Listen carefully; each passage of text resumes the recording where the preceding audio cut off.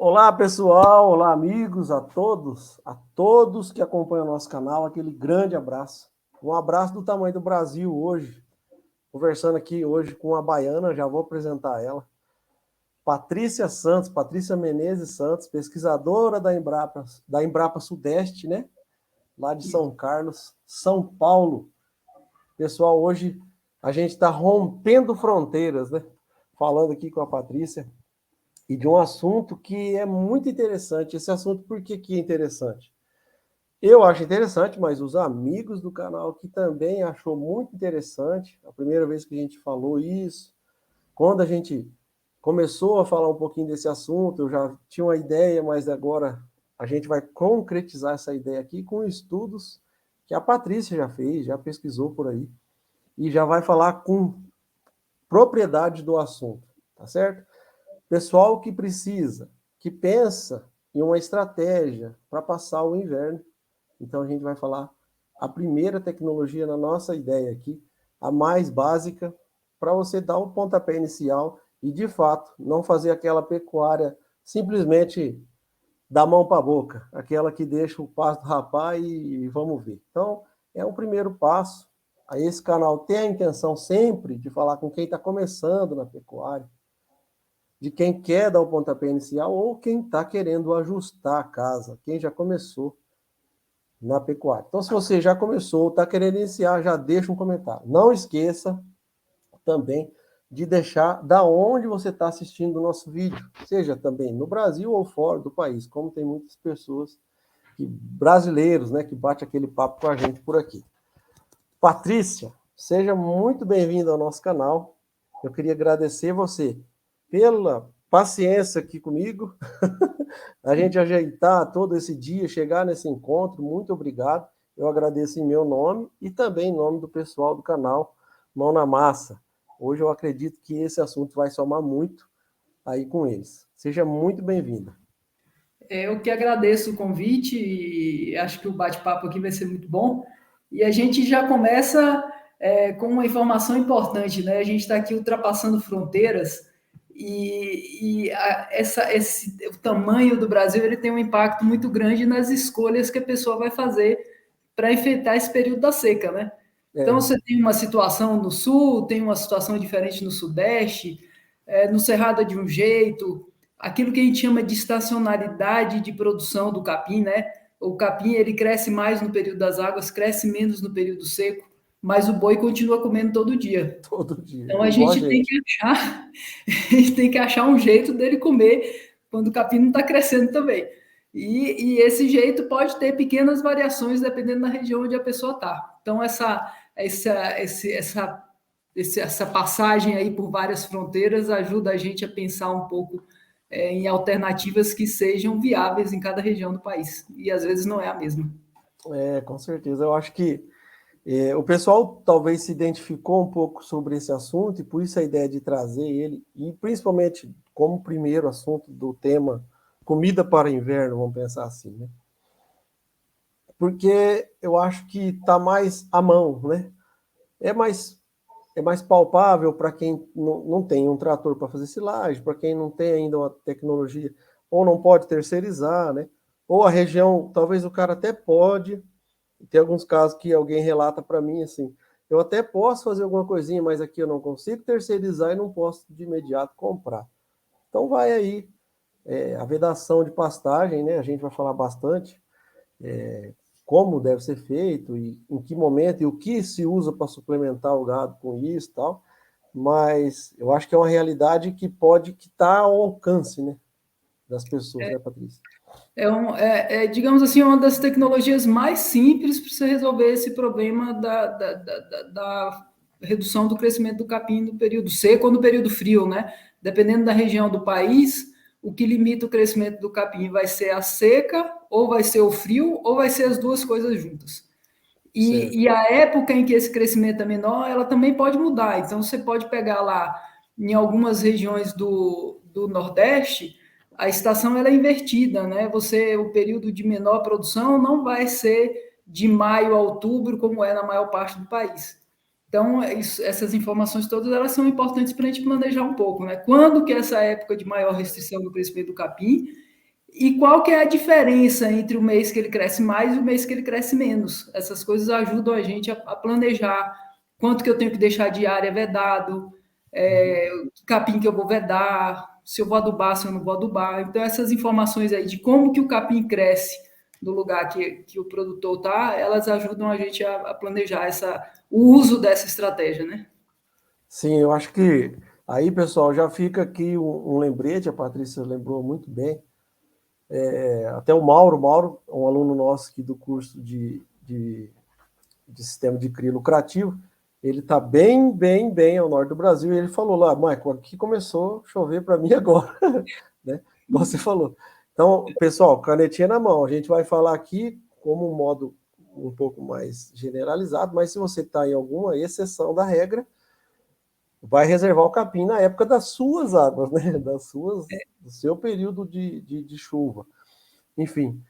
O Patrício, pode Uma falar. dica aqui, Maicon, se a pessoa tem dúvida de quando que é que chove mais, que chove menos, tem uns sites na internet, tem o Agritempo, tem site do Ceptec, do INPE, que a pessoa consegue buscar essas informações, tá? Depois, se você quiser, eu te passo Tem todo um histórico para ele dar uma analisada.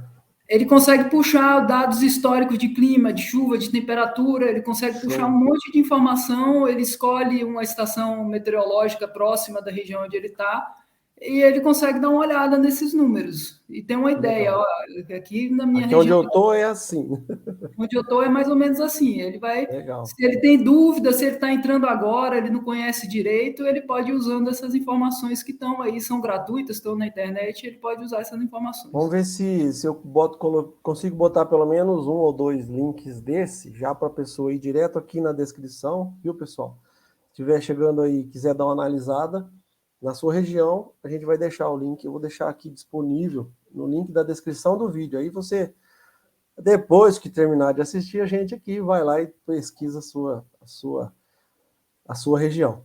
Patrícia, para quem quer começar, o que a pessoa poderia pensar de primeiro momento sobre esse assunto? O que você indicaria? A pessoa que vai dar pasto, qual que é o problema dela? Quando ela vai começando a aumentar o número de animais na fazenda, ela tem dificuldade de alimentar os animais no período que o capim cresce menos. Então, quando ela tem que a gente chama de taxa de lotação, né? Taxa de lotação seria o número de unidades animais por hectare. Certo. Quando ele tem uma taxa de lotação muito baixa, ele não precisa se preocupar muito com isso, porque ele acomoda os animais o ano todo, mesmo quando o pasto está crescendo pouco. À medida que ele vai aumentando um pouco essa taxa de lotação, ele já precisa se preocupar com formas de alimentar os animais no período que o capim cresce menos.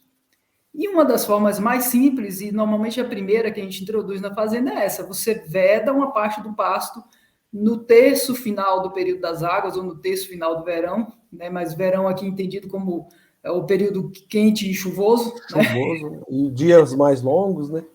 Dias mais longos, o capim cresce mais, então você veda o pasto, você tira os animais, fecha aquela área no terço final do verão, para você usar mais para frente quando o capim está crescendo menos. Então, a prática de vedação de pastagem, alguns falam em vedação, outros falam em diferimento, feno em pé, são termos aí mais ou menos semelhantes, tá? Então, a ideia é essa: você fecha uma área, ali vai crescer, aquele capim vai acumular, vai ter uma massa de forragem ali, e você vai usar aquilo no período que o capim cresce menos. Qual que é o cuidado que a pessoa precisa ter? A hora que você fecha o pasto e deixa o capim crescendo livremente, a qualidade dele vai caindo, tá? Então, você aumenta a quantidade de capim, mas quando os animais forem pastejar aquela área, o capim pode estar com uma proteína muito baixa, com um valor nutritivo muito baixo.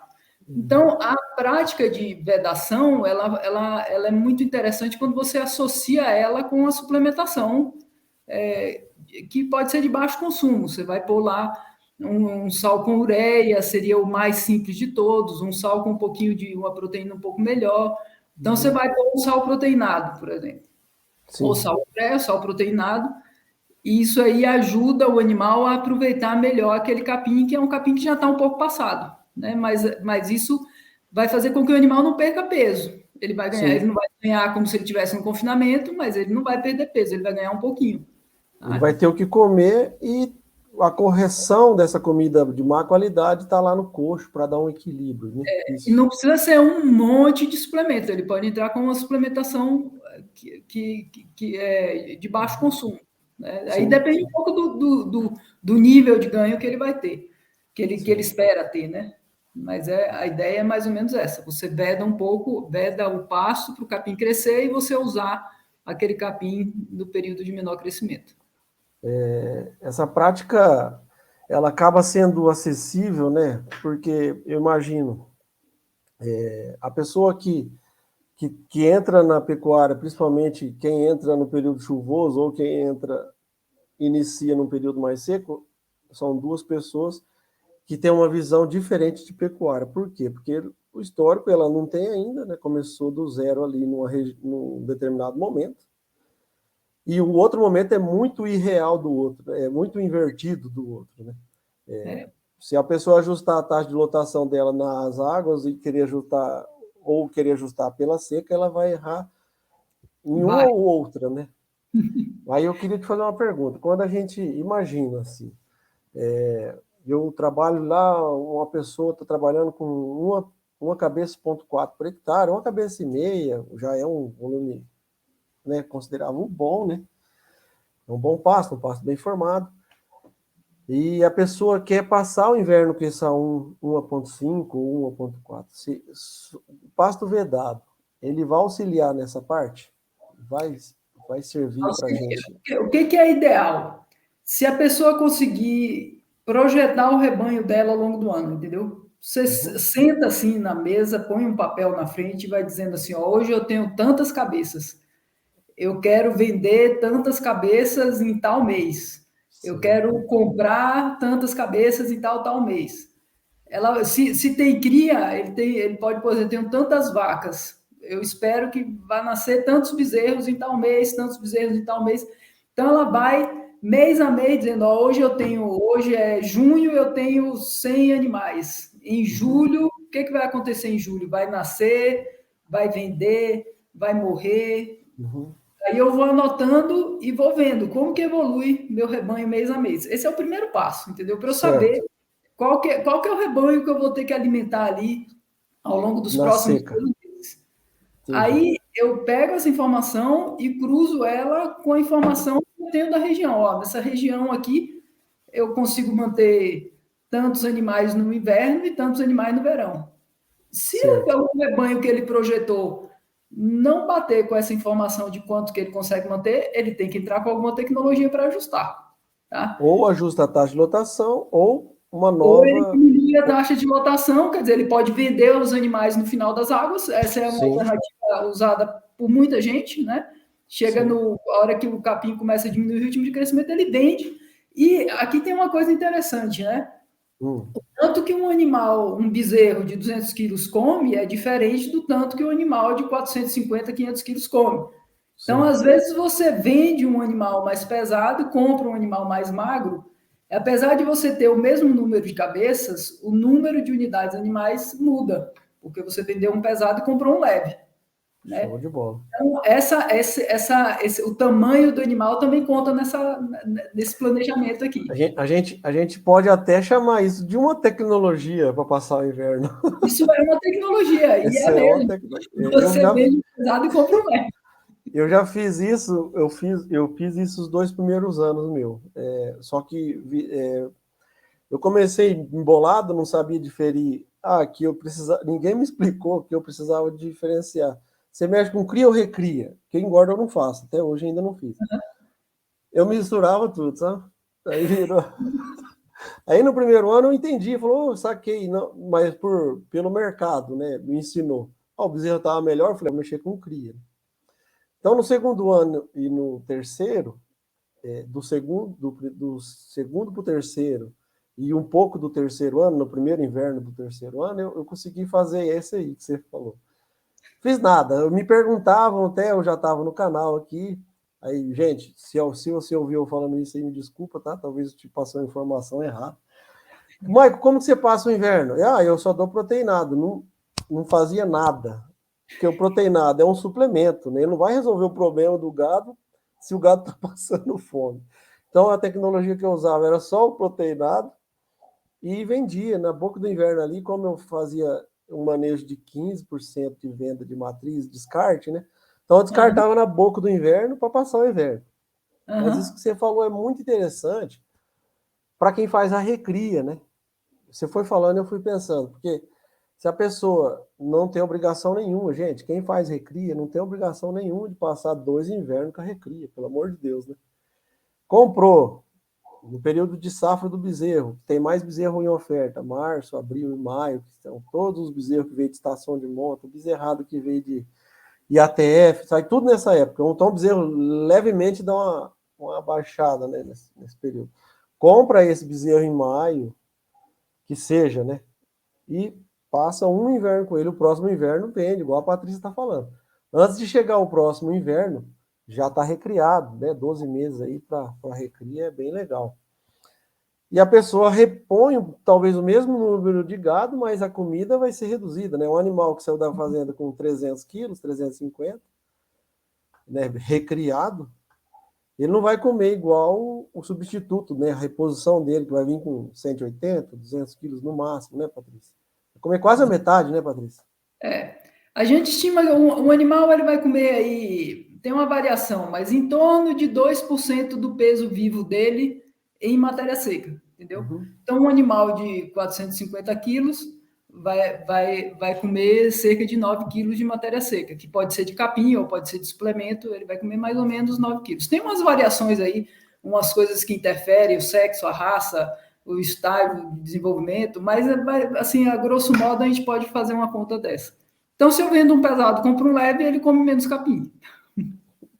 É Da simples, mesma né? forma, quando eu vou fazendo essa projeção do rebanho que eu falei, né, eu vou dizer na mês a mês quantos animais eu tenho, é interessante eu separar as categorias, né? Ó, aqui em Sim, junho eu tenho X bezerros, tantas vacas, tal, tal, tal. E em agosto você vai também por categoria, porque cada categoria dessa come diferente. Então, come diferente. uma vaca com bezerro no pé come diferente de uma vaca seca.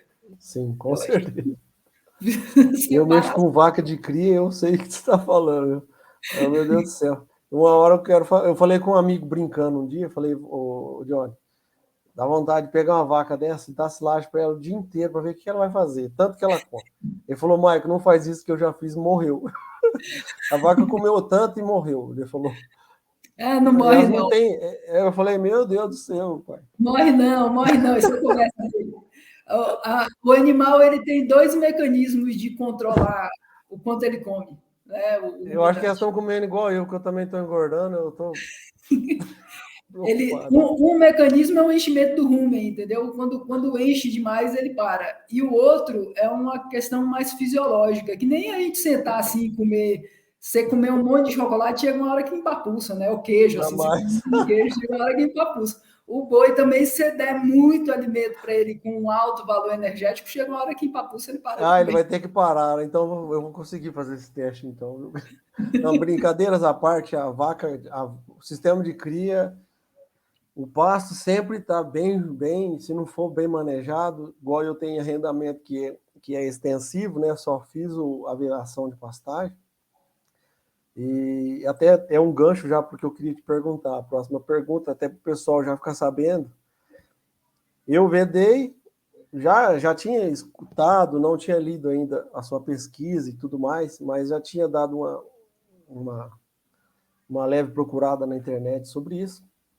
Vedei um pasto, na verdade eu rocei ele, fiz um controle mecânico, né, de roçada física mesmo, depois fiz um controle químico na brotação dessas ervas daninhas e entrei jogando uma semente de braquiária, joguei a semente de braquiária, não tinha nada quase. E falei, vou vedar, é braquiária que eu joguei, né? Mas minha amiga veio um pânico danado lá, um tal de um colonião bonito, rapaz. E eu não pude esperar. Eu queria abrir em junho, tive que abrir no final, no último dia de abril, ou seja, 30 e poucos dias antes do que eu queria abrir. Por quê? Porque o colonial já tinha crescido mais do que eu queria, já tinha alenhado, e agora está aquela coisa mais linda. Não se deve, né, Patrícia? Vamos falar para eles aqui qual capim que seria indicado mesmo para a gente vedar. Se eu tiver chance de escolher, porque tem região que a pessoa não vai ter chance de escolher. Por exemplo, você estava falando que eu sou da Bahia, minha família tinha fazenda ali no sul da Bahia, região de Tapetinga ali, tá?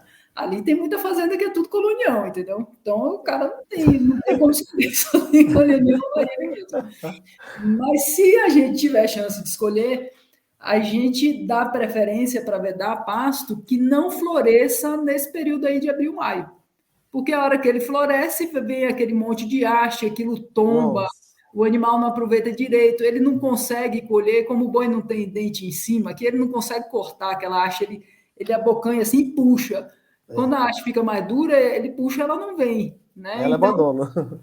ele abandona, vai ficando aquele monte de haste lá. Então, se a gente puder escolher um capim que não floresce nesse período de abril, maio, ou nesse período que você vai vedar, né? Estou falando abril, maio, pensando aqui no Brasil Sim, Central, sim, sim. mas de repente a pessoa está numa região que a chuva é diferente. A gente deve escolher, como a gente vai deixar o capim crescer mais tempo, a gente deve escolher um capim que não floresça nesse período que a gente vai vedar.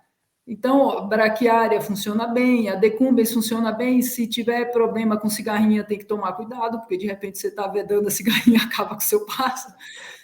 Tratar da cigarrinha é ruim, né? Tratar do gado é melhor.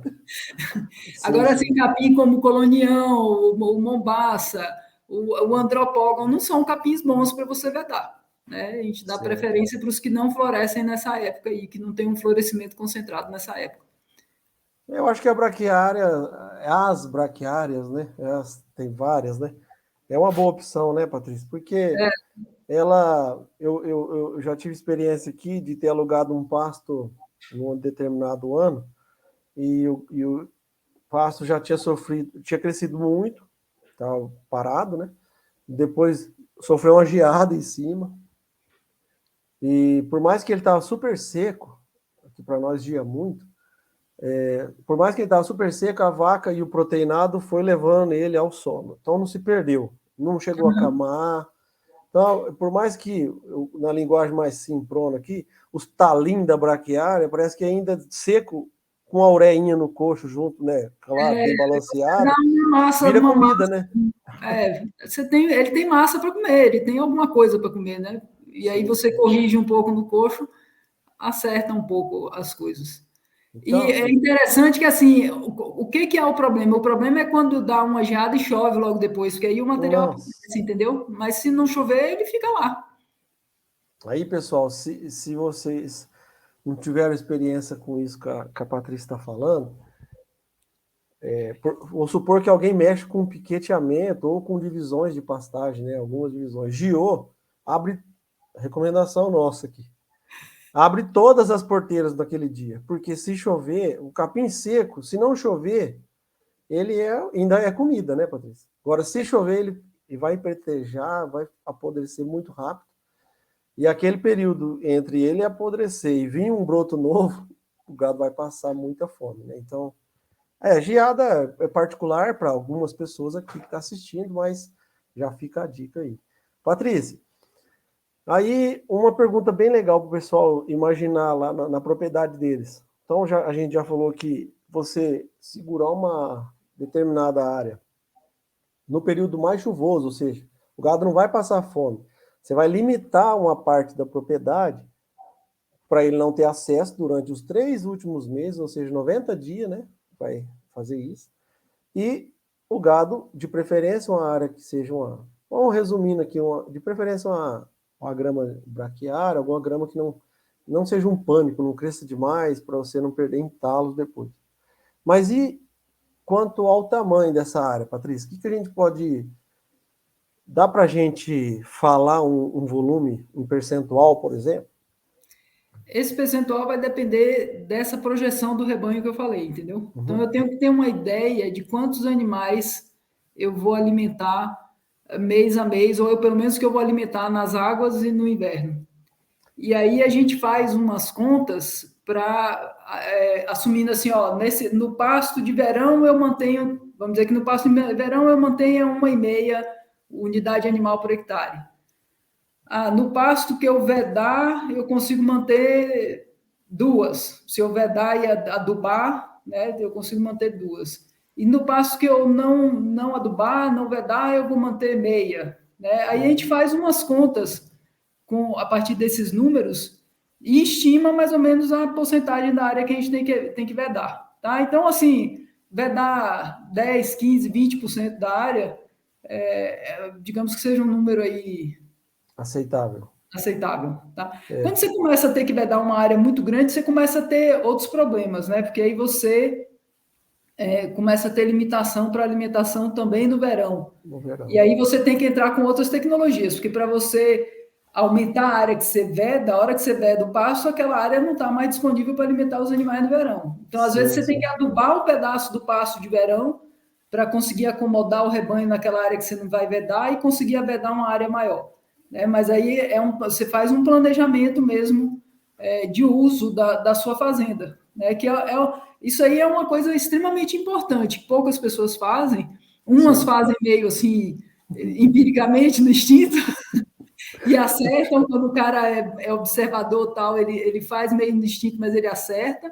Uhum. Outras não fazem nada e não tem experiência e bate cabeça até acertar. E algumas conseguem sentar e fazer um planejamento. Se você conseguir sentar e fazer um planejamento, fica melhor. Né? Você vai com mais segurança. Sim. Eu acho que a gente, eu até, por experiência que eu fiz aqui, né? A gente pensando, eu gosto de passar assim, pela realidade minha aqui, pelo índice pluviométrico, que aqui eu estou numa região que quando é o verão é super quente mesmo, apesar de gear no inverno, mas é bem quente. Então, essa sobra de capim nas águas, ela é violenta. Então, é uma vedação até um pouco mais agressiva, de 30%, mas a gente dividindo em dois, fazendo os primeiros 15, ou de 20 a 30, né? Então, fazendo essa primeira parcela, as pessoas escolher 20, por exemplo, primeiros 10% em fevereiro e o segundo parte em março, né? Daí até bate com a sua pesquisa que eu li, para depois abrir, né? Em maio, junho, não, junho, julho, não, maio, junho, julho, agosto, né? A segunda abertura. Você veda primeiro, você usa primeiro, e o que você veda depois, você usa mais para frente. Essa é uma estratégia interessante, entendeu? E esse ano está até interessante aqui para nós. Esse ano aqui está até interessante que as chuvas ocorreram em maio, também aqui para nós. Estou no Paraná, para quem não sabe, estou em Jandai do Sul. E também ocorreram agora em junho. Então, está até diferente aqui a paisagem, né? Ainda não está totalmente seca. Por mais que chova mesmo, esporadicamente nesses meses, mas teve uma chuva além da média. E eu já até vedei de novo o pasto que eu tive que abrir mais cedo, para aproveitar esse último suspiro dele. Mas enfim, então se a pessoa pensar aí num primeiro ano aí, se falar em 15 ou até 20, se conseguir 20, vedar, 30, ótimo, né? ele vai, tem que ir ajustando, entendeu? Mas é um valor que vai ficar em torno disso daí. Talvez no primeiro ano somente a vedação, a separação dessa área, né? Mas talvez Aí num ele tem segundo que lembrar que momento. ele precisa ter cerca para conseguir fazer isso, tá? É. Então tem umas coisas em termos de manejo do pasto que a gente acha que é muito simples. Não, é muito simples, é só fazer, o produtor não faz. Mas se o cara não tiver cerca, bebedouro, corredor, tal, Separado. às vezes ele não consegue fazer, né? Então ele tem que ter um de pasto para fazer. Aqui eu tive duas experiências, até troquei ideia com o pessoal, que é a nossa chácara, na verdade é da família, a gente fez uma cerca mesmo. Pequenininha já deu certo. Um tiro curto e tal. Na outra área, aí fica como dica também para o pessoal, a gente conseguiu fazer com choque. Até podia ter subido aqui. Eu dei uma de professor Pardal, de novo. Aí comprei uma plaquinha solar, um aparelhinho bem simples, e a gente conseguiu vedar com aquelas cordinhas. Ficou bem barato em vista, né? Deu 1.200 metros de extensão por um valor de 719. Eu até fiz um vídeo, vou ver se eu lembrar, vou deixar na descrição aqui também. Ou seja, uma bateria de carro, um aparelhinho e vedou o pasto, funcionou muito bem. Uma ou outra arrebentou lá nos primeiros dias, eu emendei de novo, tomei um choque lá, mas ficou zero. No final, a gente fica com mais medo da seca que os bois. Eu acho legal para quem vai pensar numa cerca. Imagina você sendo uma proprietária de uma propriedade de pecuária vou fazer já uma cerca definitiva? Legal, porque, de certa forma, se o seu pasto é extensivo, num segundo momento, se você vedar hoje esse canto, amanhã aquele outro, a hora que você vê, o seu pasto está subdividido, né? Então já é uma questão de... Aí a pessoa já pula para a próxima tecnologia, uma rotação de pastagem. Mas, enfim... A vedação de pastagem, ela realmente funciona, né, Patrícia? Você pesquisou, você foi a campo, você conhece muito mais, tem muito mais vivência sobre isso e pode responder para nós aqui. Ela realmente, ela auxilia, né? Ela auxilia, ela é uma tecnologia muito simples, é muito comprovada, muita gente usa isso, não tem dúvida de que ela funciona. E você vai conseguir sair aí de 0,8A, 1A para 1,2, 1,5.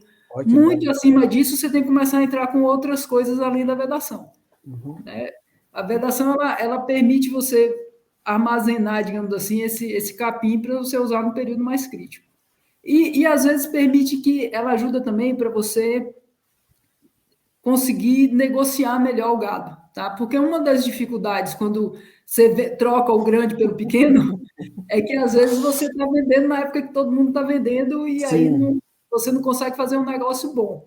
E Uhum. boa parte do resultado da pecuária, ela vem da sua capacidade de negociar bem, tá? Então, ela te dá um fôlego também nisso, de permitir que você negocie melhor seu gado. Sim. É isso aí que você falou, faz todo sentido, né? No método que a gente passa no nosso curso de sistema de cria lucrativo, eu gosto sempre de frisar isso. A gente trabalha, não sou zootecnista, não sou veterinário, tá? A minha formação é em ciências, biologia, eu sou licenciado para dar aula. Meu ramo não tem nada a ver com isso que eu faço. Mas, enfim, o método que a gente passa é um método mão na massa, ou seja, a gente mesmo fazendo e tal.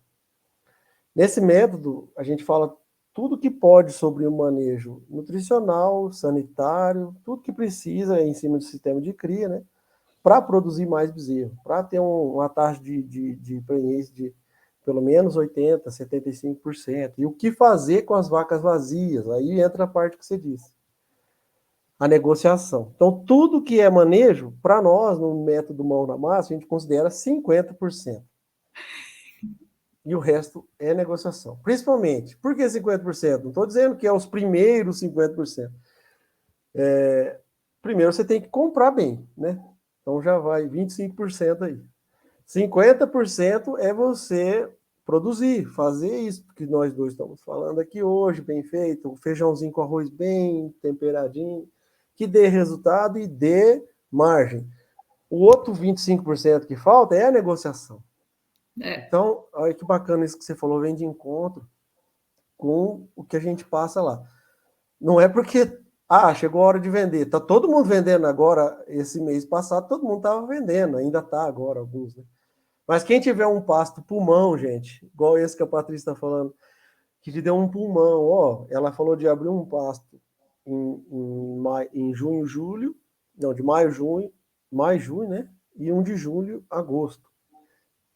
Pô, você tem fôlego para vender lá se você... Tudo isso que a gente está trazendo hoje aqui, você pode estar pensando, quem está assistindo, o Mike está atrasado, falar isso, o inverno é agora. Não, eu estou falando para vocês planejar daqui 90 dias, daqui 100 dias, o que você vai fazer? Você vai plantar um capim, você vai plantar um milho, vai fazer silagem, ou vai ver dar um pasto. Então é uma ideia, né? Estamos tirando uma ideia para você se planejar lá na frente. E com isso, você também se planejar as vendas, né? Isso aí vai te dar um fôlego, né, Patrícia? Você não chegar lá na boca do inverno do ano que vem e falar, pô, não fiz nada de novo. Isso acontece. Isso, aliás, isso que você falou é muito importante. Na boca do inverno, as soluções que a gente tem a gente acha a solução, mas não são as melhores soluções do ponto de vista de retorno depois, entendeu? Você vai comprar alimento caro, você vai vender barato, você está no fluxo que todo mundo está. Se você planeja antes, você acha umas brechas aí para fazer negócio melhor. Então, com certeza. planejar. Tem que planejar. Tem que planejar. Eu sempre falo, da porteira para fora, a gente não controla muita coisa, né? O mercado é o mercado. Então, e ele é soberano. Eu falo, gente, tem gente que me procura e fala, Maico, mas o bezerro baixou, Maico, era 3.000, agora tá 2.400, 2.200, 2.300. O que eu faço? A minha recomendação, vende. Vende, ele não vai poder mamar a vida inteira. E aí muitas pessoas pecam assim, não, eu vou segurar o bezerro. Eu já fiz isso, até algumas vezes eu até faço um pouco, seguro um mês a mais e tal. Mas isso é um tiro no pé daqueles gigantes, sabe? Porque, e por experiência própria, ele fica pronto, tá na hora de vender, o mercado é soberano. Se é o preço dele, passa para frente. Porque se for segurar, para quem mexe com cria, não está preparado para fazer uma recria. Ou se está preparado, você vai passar 3 meses a mais com ele, 4 meses a mais, ele vai ficar quase do mesmo tamanho, não muda muito. Se você não tiver comida, ele vai até emagrecer, vai sentir o trauma de desmame, isso e aquilo. Não sei, tem hora que. Agora, tudo isso que a gente está falando hoje é para você analisar da porteira para dentro. O que eu posso fazer? Aqui onde eu colocava 0,8 cabeças por hectare, agora eu vou fazer um planejamento, já vou pular para uma. Ano que vem eu faço mesmo um feijãozinho com arroz, mas dá para mim adubar aquele pastinho vedado, daí o capim vai dar já um pouquinho a mais. E outra coisa que a gente não fala, que eu acho legal pensar, Patrícia, aonde a gente está com o pasto todo rapado, já todo colhido, né, pelo gado, um pasto sem divisões e tal. E no primeiro ano você veda uma parte, a estrutura radicular dessa planta, que a gente vê só a parte aérea, a gente só pensa na comida, né? Mas eu acho que da terra para baixo vai estruturar melhor, né? Não vai, Patrícia? Vai. Essa área. A gente fala assim, a grosso modo, que o mesmo tanto de material que você vê para cima cresce para baixo, entendeu? Olha só. O mesmo tanto de biomassa que tem para cima tem para baixo. E quando você desfolha o pasto, você vai ter uma renovação em cima e você vai ter uma renovação embaixo também. Quando o pasto começa a entrar em degradação, que a gente fala, ele começa a crescer pouco, começa a entrar em invasora, fica espaço aberto, o sistema radicular já sentiu, ele sente antes da parte aérea. Então, quando você vê o pasto ali sofrido, o sistema radicular já está bem prejudicado. E você dá um descanso para ele, às vezes aduba, controla a invasora e tal, ele toma um fôlego diferente. Pensando nisso, a gente está investindo na parte radicular da planta, além de pensar só na comida do inverno. Né? E se a pessoa tiver opções de, no outro ano, usar uma outra parcela da propriedade, ele vai manejando, né? Manejando Aí ele vai pondo um pouquinho de nutriente, porque se você vai dar e jogar um pouquinho de nitrogênio, você vai pondo um pouquinho, põe um pouquinho aqui hoje, aí no seguinte você veda uma área, põe um pouquinho de nitrogênio, você vai equilibrando um pouco mais as coisas, em vez de só extrair, né? É legal. Você vê que é uma soma de fatores a favor, né? É um pensamento legal. Por isso que eu acho que, por isso a ideia de trazer isso aqui para o pessoal, eu acho que está bem ao alcance. Tá vendo, gente? Não precisa sair correndo, plantar capiaçu. Não estou falando que é ruim, tá? E até eu estou plantando. Eu plantei sorgo, fiz de tudo já. Mas, ó, eu estou passando, lá onde está vedado, nas áreas lá, passando pianinho, de boa. Eu fico a impressão, até vedei de novo, falei para você, né? Fechei de novo. Mas eu fico a impressão que a gente... eu nunca tive isso, não, mas parece que até quando você tem dinheiro no banco, sabe? Você fica um pouco mais tranquilo. Se você tem comida para o gado, parece que o inverno você está um pouco mais preparado. Né? E é claro, gente, vai vedar um pasto aqui perto do nosso Paranazão, Santa Catarina, Mato Grosso do Sul, alguma região de São Paulo, onde gia, possivelmente pode giar, né? Não vai vedar um pasto na baixada, né? Deixa para vedar desse pasto numa área mais alta, onde você vê que fica menos risco de geada e tal. Mas é isso. Patrícia, eu acho que se a gente pensar para a pessoa que vai implantar essa tecnologia aí, a gramínea mais indicada, a gente pode pensar na braquiária, certo? A braquiária é uma planta que não floresça no período que você vai vedar. A braquiária é um capim bom. Vai ter região que a braquiária não vai bem, você Uhum. passar mais para o sul. Quando você chega mais para o sul, Hum. tem o que o pessoal chama de vazio forrageiro, né? Você tem uma fase de transição aí do frio para o calor que parece que nenhuma planta vai muito bem direito, então eles têm que combinar várias coisas. É uma saladona aqui. Vai fazendo uma salada de coisas aí, combina várias plantas. Mas a braquiária, assim, a grosso modo, assim, no Brasil Central, é um capim que vai muito bem. Se você pensar em vedar, pode Legal. pensar em braquiária. Pessoal, é isso aí. Tá aí. Se ficou alguma dúvida, volta ao vídeo aí e, e se precisar falar sobre mais algum assunto ou tentar responder alguma coisa, deixa nos comentários aqui, porque eu vou tentar responder vocês. Se eu ficar em dúvida, eu vou ligar para a Patrícia, mandar um e-mail para ela Pode e ficar à vontade, a sanar gente essas dúvidas. Eu acho que, não que é uma obrigação da gente, mas eu gosto de pensar que a gente tem um compromisso. Se a gente fez alguma coisa, deu certo, funcionou, passa para frente. Se você está fazendo alguma coisa aí no seu dia a dia que está funcionando, passa para frente. Ninguém vai ficar para semente e a gente tem que disseminar conhecimento, né, Patrícia? Exatamente, a gente tem que ajudar um outro e vamos todo mundo junto, né? Ô, Patrícia, eu queria agradecer você em nome de todo esse canal aqui. O pessoal que estiver assistindo até agora aí, manda um alô para a Patrícia. Fala, obrigado, Patrícia. E a gente veio aqui para contribuir com vocês. São mais de 620 vídeos aqui gratuitos que estão no canal. Esse nosso canal é bem aberto e eu convido você que o conteúdo que a gente passou, ele foi de qualidade, mas eu convido você a também deixar a sua experiência aqui na descrição, nos comentários do vídeo. Porque eu mesmo aprendo muito com os comentários. Esses dias eu estava fungando, andando, e me passaram até uma receita aqui pela, pela, pelos comentários. Eu leio, viu, pessoal? Eu leio. É para me comprar uma buchinha, não sei do que, para fazer uma inalação. Eu já anotei, eu já printei a tela ali. Ou seja, você que está assistindo o canal aqui agora, o conteúdo que a gente passou é muito importante, mas leia. Deixe o seu comentário, mas leia os outros comentários, porque aqui é uma mão lavando a outra. Nós somos 47 mil amigos aqui presentes, não são inscritos, são pessoas que trocam ideias sobre pecuária praticamente todo dia. Patrícia, muito obrigado. Uma boa tarde para você, um bom dia, uma boa noite, né? Porque esse Depende da hora vídeo que vai estiver ficar assistindo. da hora que estiverem assistindo. Pessoal que acompanhou a gente até agora, deixa um comentário de onde está assistindo. Nós estamos falando aqui com a baiana Patrícia Menezes Santos. Eu sou do Paraná, do Pé Vermelho. E faz tempo que você está em São Paulo, Patrícia? Faz. Eu vim para São Paulo em 89 para fazer faculdade e aí fui ficando. Depois entrei na Embrapa, casei e fiquei por aqui. É, assim, é por aí. Eu nem andei muito, saí de São Pedro e vai para Jandai, já casei na faculdade aqui. Imagina, eu nem voltei mais muito para lá. Mas, enfim, brincadeiras à parte, eu queria agradecer você pela pessoa que você é também. Mando um grande abraço para a Gisele, que foi nossa ponte, né? E o canal Mão na Massa vai estar sempre aberto a vocês aí. Se precisar, se quiser dar algum recadinho para os produtores aí, a gente vai ser um canal, uma via de acesso aí, tá bom?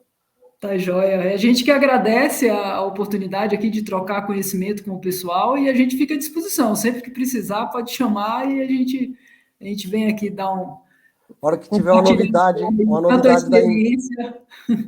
novidades da Embrapa Sudeste aí, ó, dá um alô para nós aqui para contar para a turma, beleza?